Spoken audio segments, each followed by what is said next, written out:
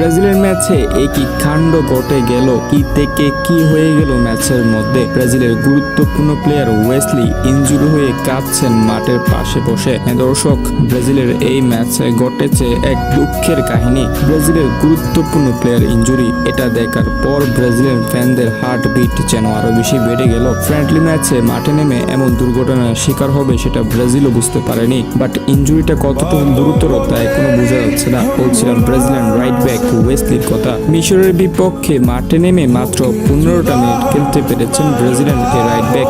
যতক্ষণ খেলেছেন ততক্ষণ পর্যন্ত দুর্দান্ত খেলেছেন এই ব্রাজিলিয়ান রাইট ব্যাক। বিশেষ করে ফরওয়ার্ড লাইনদেরকে দুর্দান্তভাবে সাহায্য করতে পারে, অর্থাৎ অ্যাটাকিং লাইনে খুব বেশি দুর্দান্ত ওয়েসলি। তাকে ছাড়া ব্রাজিল অনেক বেশি ভুগবে অ্যাটাকিং লাইনে। নিচ দিয়েও বেশ কিছুটা কাভার করতে পারেন ওয়েসলি, কিন্তু 15 মিনিট পর্যন্তই খেলতে পেরেছেন মিশরের বিপক্ষে ম্যাচে। এরপরই যখন ইনজুরি হয়, ব্রাজিলের ডাগ আউট থেকে ছুটে আসে ট্রিটমেন্ট ম্যানেজমেন্টরা এবং ওয়েসলিকে সাথে সাথে মাঠ থেকে তুলে নেয়। এরপর ওয়েসলির বদল মাঠে নামানো হয় দানিলোকে। ওয়েসলি ইনজুরি হওয়ার পর ডাগ আউটে এক পাশে গিয়ে বসে দুই চোখে হাত দিয়ে কাঁদছেন। এরপরেই বেঞ্চে বসে থাকা প্রত্যেক ব্রাজিলিয়ান তারকারা ওয়েসলির কাছে এসে তাকে সান্ত্বনা জানায়। হ্যাঁ দর্শক, ওয়েসলি যখন কাঁদছিলেন তখন ব্রাজিলের বাকি তারকারা এসে তাকে সান্ত্বনা জানাচ্ছে, তাকে বোঝাতে চাচ্ছে এটা কিছুই হয়নি, তুমি ফিরে আসবে, তোমাকে তো আমরা বিশ্বকাপে পাবো।